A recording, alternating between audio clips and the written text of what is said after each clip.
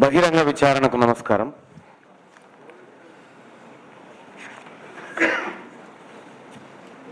తెలంగాణ రాష్ట్రంలో డిస్కంలు నష్టాల్లో ఉన్నాయి. ఈ నష్ట నివారణ చర్యల్లో భాగంగా మాకు ఏదైనా ఉపాయం చూపించండి అని రెగ్యులేటరీ కమిషన్ ముందు వారి ప్రతిపాదనలు పెట్టడంతో బహిరంగ విచారణకు ఆదేశించినటువంటి రెగ్యులేటరీ కమిషన్ వారికి ధన్యవాదాలు తెలియజేస్తూ, అసలు డిస్కంలు నష్టాలలోకి ఎందుకు పోయినాయి అనేది మేము తెలుసుకోవాలి. వినియోగదారుడిగా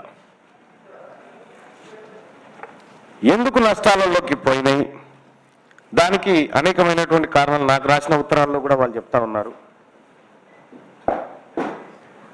ప్రభుత్వం నుంచి రావాల్సినటువంటి బకాయిలు రాకనో, లేదంటే విద్యుత్ చౌర్యానికి గురవడమో, లేదంటే డీజిల్ బొగ్గు ధరలు ఉత్పత్తి వ్యయం పెరగడమో కారణంగా వాళ్ళు చెప్తా ఉన్నారు.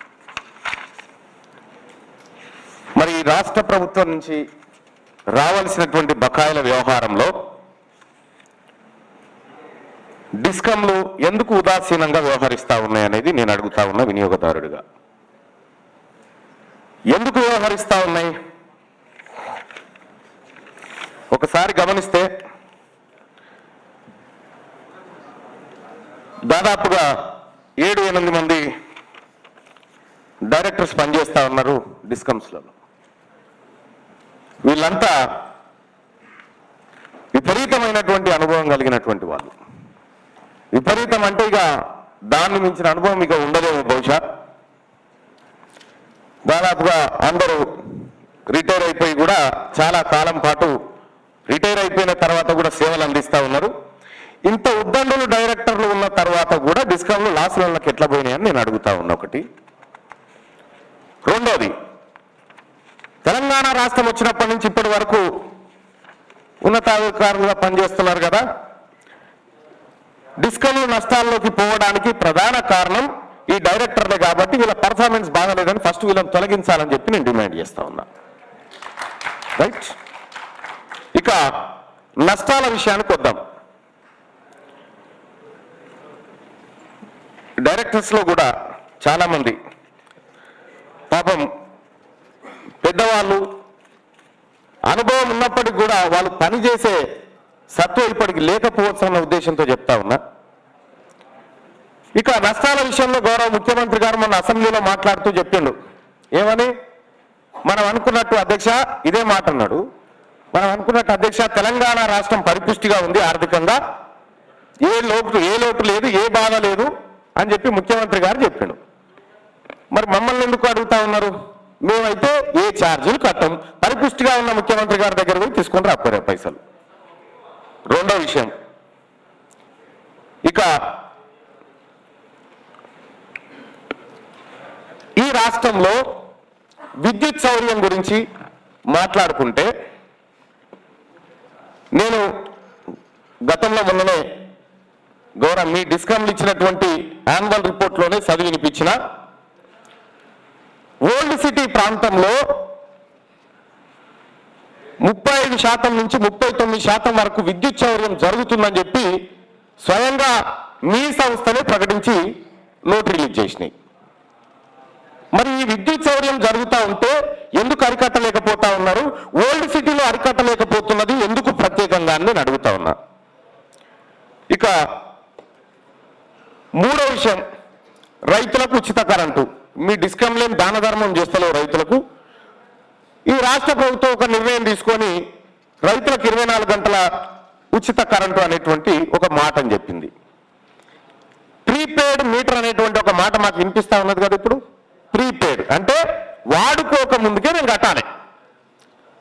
మరి మీరు రాష్ట్ర ప్రభుత్వానికి రైతులకు ఏదైతే విద్యుత్ ఇస్తా ఉన్నారో మీరు ముందే ఎందుకు వసూలు చేస్తలేరు? రాష్ట్ర ప్రభుత్వం దగ్గర ఎందుకు వసూలు చేస్తలేరంటే ఈ డైరెక్టర్లనంతా ముఖ్యమంత్రి గారు నియమిస్తారు కాబట్టి, రిటైర్ అయినాక కూడా కొనసాగిస్తారు కాబట్టి వీళ్ళంతా చూసి చూడనట్టు వ్యవహరిస్తూ ఉంటారు. ఆ సాగు ఆ పెంట మనం ఇదికొచ్చి కూర్చుంది. అలా ఇంకో మాట చెప్తా ఉన్నా, విద్యుత్ చౌర్యాల గురించి ఇంకా కొన్ని విషయాల గురించి తీసుకుంటే, ముఖ్యమంత్రి గారి ఫామ్ హౌస్ ఎప్పుడన్నా తనిఖీ చేసిరా మీ అధికారులు ఎవరన్నా? 400 ఎకరాల ఫామ్ హౌస్ లో ఎన్ని మోటార్లు ఉన్నాయి, ఎన్ని మీటర్లు ఉన్నాయి, అవి ఎంత హెచ్పి? ముఖ్యమంత్రి వదిలేయండి, ఈ రాష్ట్రంలో ఉన్న ఏ ఒక్క లీడర్, ఏ ఒక్క రాజకీయ నాయకుడు ఫామ్ హౌస్ అయినా పోయి ఆ డోర్ కొట్టిపోయి లోపల చెక్ చేసిరా మీరు ఎప్పుడన్నా? అదే మా పేదవాడు, నేను కరెంటు బిల్లు కట్టడం మర్చిపోతే 12వ తారీఖు నాడు కట్ చేసిరు నాది, నా ఇంటిది. మరి ముఖ్యమంత్రి గారిది లేకపోతే ఈ మంత్రులది, ఎమ్మెల్యేలది ఎంతమంది ఫామ్ హౌస్లు తనిఖీ చేసిరు చెప్పురు మీరు? మీకు ఆ ధైర్యం ఉందా? మీకు కష్టాలు వస్తే ప్రజల దగ్గర వసూలు చేసుకుంటాం, దయచేసి మాకు అనుమతి ఇవ్వండి అని చెప్పి రెగ్యులేటరీ కమిషన్ ముందు మీళ్ళి ప్రతి ఈ తెలంగాణ రాష్ట్రంలో విద్యుత్ ఇంకా డిస్కంలు ఏమైనా లేస్తాయన్న మీకు ఏమైనా ఆశ ఉండొచ్చు, కానీ మాకైతే ఏం లేవు. డిస్కంలను అప్పుడే జీవ సమాజ్ చేసి అయిపోయింది. ఇక్కడ పెట్టిందేమో ట్రూ అప్ ఛార్జీలు, అంటే ఇదివరకు దాకా జరిగినటువంటి నష్టాలను మేము పూడ్చుకుంటాం, మాకు అవకాశం ఇవ్వండి. కానీ మరి ఏ వసూలు చేస్తారు సార్? గవర్నమెంట్ దగ్గర చేస్తారా? మళ్ళీ మేమే కదా. ఈ ఏసీడీ ఛార్జీలు ఏంటి? ఇవి ఎందుకు కట్టాలి మేము ఏసీడీ ఛార్జీలు? ఇప్పటికే బిల్లులు పెంచి 6,000 కోట్ల రూపాయలు పెట్టి మళ్ళీ ఏసీడీ ఛార్జీల పేరు మీద మళ్ళీ మమ్మల్ని పేదవాళ్ళని కట్టమంటే ఇప్పటికీ అనేక మంది దగ్గర ఏసీడీ ఛార్జీలు వసూలు చేసిరు. మరి వసూలు చేశారు కదా, మేము తెలంగాణ ప్రజల పక్షాన తీన్మార్ మల్లన్నగా నేను చెప్తుంది ఒకే ఒక మాట, మేము ఏసీడీ ఛార్జీలు కట్టము. ఇప్పటి వరకే కట్టినటువంటి ప్రజలకు రాబోయే బిల్లులో అది అడ్జస్ట్మెంట్ చేయాల్సిందిగా రెగ్యులేటరీ కమిషన్ వారికి నేను విజ్ఞప్తి చేస్తా ఉన్నా. రాష్ట్రం పరిపుష్టంగా ఉంది, ఆర్థికంగా బలంగా ఉందన్న తర్వాత మాతానేందుకు ఇంకా మాతో ఏం పని, ఆడపోయి తెచ్చుకోండి అని చెప్పి మీ అందరికీ చెప్తా ఉన్నా. ఇక మోటార్లకు మీటర్ల కథ, ఫామ్ హౌస్లకు మీరు ఎందుకు ఫ్రీగా ఇస్తున్నారు కరెంట్ అని నేను అడుగుతా ఉన్నా. దానిపైన ఒక నిర్ణయం తీసుకోండి. ఈ 100 ఎకరాలు ఉన్నటువంటి వాళ్లకు ఎందుకు ఇస్తా ఉన్నారు ఇదంతా? దానిపైన ఒక నిర్ణయం తీసుకోమని చెప్పి నేను కోరుతా ఉన్నా. ఇక్కడ ఫామ్ హౌస్లకు ఫ్రీ కరెంట్లు, ఉన్నత వర్గాలకు ఫ్రీ కరెంట్లు ఇచ్చి బిల్లులు మాత్రం పేదోడి దగ్గర వసూలు చేస్తామంటే ఇది సామాన్య జనాన్ని మోసం చేసే కార్యక్రమమే. కాబట్టి సంపూర్ణమైనటువంటి ప్రక్షాళన ఈ అధికార గణం దగ్గర నుంచి స్టార్ట్ కావాలి. ఇది వృద్ధాశ్రమం అయిపోయింది డిస్కంలు, తద్వారా వీళ్ళు బాగుపడుతున్నారు తప్ప వీళ్ళకు ఆశ్రయం దొరుకుతుంది తప్ప ఇది పేదవారికి అక్కడికి వచ్చే కార్యక్రమం కాదు. దయచేసి కమిషన్ వారు ఈ విషయాలను పరిగణలోకి తీసుకోవాలని చెప్తా ఉన్నా. ఇంకా అంతేకాదు,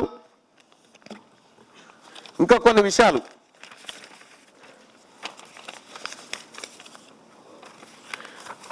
ఒక పేదవాడు కరెంటు కట్టకపోతే లేదు కరెంటు బిల్లు నేను పే చేయడం మర్చిపోయినా, వాస్తవానికి నేను లేక ఢిల్లీకి పోయి అది నాకు ఏదో మెసేజ్ వచ్చింది నేను చూడలే, ఇంటికాడ కట్ చేసుకొని పోయిండు.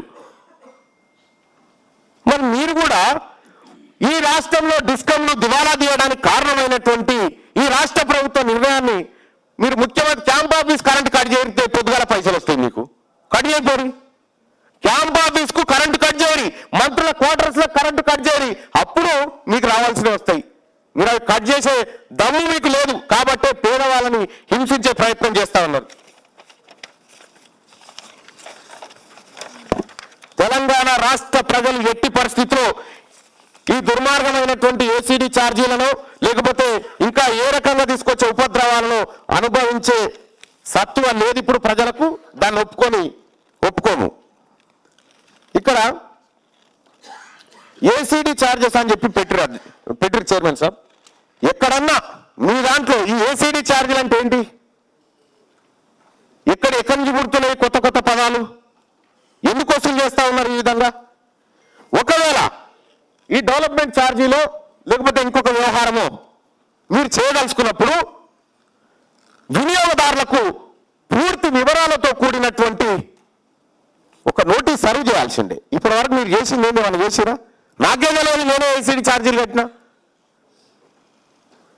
ముందుగా తెలంగాణ ప్రజలందరి దగ్గర వసూలు చేసిన ఏసీడీ ఛార్జీలు వచ్చే బిల్లులో అడ్జస్ట్ చేసి వాళ్లకు శాంతన చేకూర్చాలని మిమ్మల్ని కోరుతా ఉన్నాను.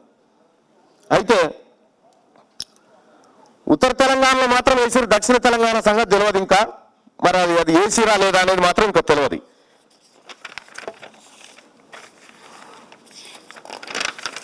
ఇరవై 24 గంటల ఉచిత కరెంటు మీద మాట్లాడుతూ ఉన్నారు చాలా మంది. మీరు 24 గంటలు ఇస్తారా, 7 గంటలు ఇస్తారా, 3 గంటలు ఇస్తారా తర్వాత వ్యవహారం, కానీ మీకు ఈమానం దగ్గర వసూలు చేసుకొని రావాలి. బావి కాడ కరెంటు బిల్లు ఇళ్ల కాడ వసూలు చేస్తున్నట్టుకుంది మా పరిస్థితి. ఇప్పుడు ఆయన ఇన్ఫోసిస్ ఆయన వచ్చే, హిందూ ఆయన వచ్చే, రకరకాల రైతుల వ్యవహారాలంతా వచ్చాయి. మరి పేద వర్గాల తరఫున ఎవడో ఒకటి రావాలి కదా, అందుకోసం మేము వచ్చి మాట్లాడుతూ ఉన్నాం. దయచేసి ఈ అదనపు ఛార్జీల పేరు మీద ఇప్పుడు ఉన్న కరెంటు బిల్లునే కట్టే పరిస్థితిలో లేవు. అటువంటి సందర్భంలో మీరు ఎట్టి పరిస్థితిలో ఈ పేదవాడి బిల్లులో పెంపుదల కనిపిస్తే అది పేదవాడి రక్తం కలర్ చూసినట్టు ఉంటుంది తప్ప ఇంకోటి కాదు.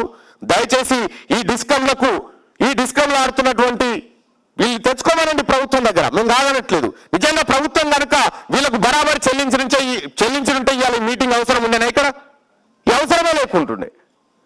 కాబట్టి నేను చెప్తున్న ఒకటే మాట, తెలంగాణ ప్రజలు ఈ అధిక భారాన్ని, మీరు వేయాలనుకుంటున్నటువంటి అధిక భారాన్ని ఎట్టి పరిస్థితుల్లో అంగీకరించము. మీరు ఏమైనా వసూలు చేయదలుచుకుంటే మొండి బకాయిలు ఎవరి దగ్గరనో వాళ్ళ దగ్గర వసూలు చేసుకొని రండి. తెలంగాణ రాకు మీరు ఇబ్బంది పెట్టదలుచుకుంటే కేసీఆర్ ఇస్తలేడు, ముఖ్యమంత్రి ఇస్తలేడు అనుకుంటే ఆయన ఫామ్ హౌస్ కరెంటు బంద్ చేయరు. ఇవాళ ఆయన ఫామ్ హౌస్ లో కరెంట్ ఏమో, ఏం కరెంట్ అక్కడికి పోయేది? ఉచిత కరెంటు. ఆయన ఫామ్ హౌస్ లో ఉన్న కరెంట్ ఏది? ఫామ్ హౌస్ లో ఇంటికి వాడుకునే కరెంట్ ఎక్కడ కరెంటు? సపరేట్ లైన్ ఎట్లా ఇస్తారు దానికి? పోదామా చూపిస్తాం. ఏం జరుగుతా ఉంది? ఏమంది? ప్రతి మంత్రికో ఫామ్ హౌస్, ప్రతి ఎమ్మెల్యేకో ఫామ్ హౌస్. మీ ఫామ్ హౌస్ల కోసమా? వాళ్ళు వాడుకుంటే పేదోడు ఎందుకు కట్టాలి కరెంట్ అని? దయచేసి ఈ అదనపు పెంపుదల భారాన్ని మా పైన, ప్రజల పైన లేకుండా చూడాల్సిందిగా మీకు విజ్ఞప్తి చేస్తున్నాం సార్. అలాగే నేను కూడా పర్సనల్గా మిమ్మల్ని ఒకటి అడగాలనుకుంటున్నాను సార్. ఇది ఎందుకంటే మీ అర్హతల పైన కూడా కొన్ని ఆరోపణలు వచ్చినాయి. అంటే మీరు చైర్మన్ గా ఉండే అర్హతలు మీకు లేవని చెప్పి ఆరోపణలు వచ్చినాయి. దానిపైన మరోసారి మాట్లాడతా. Thank you.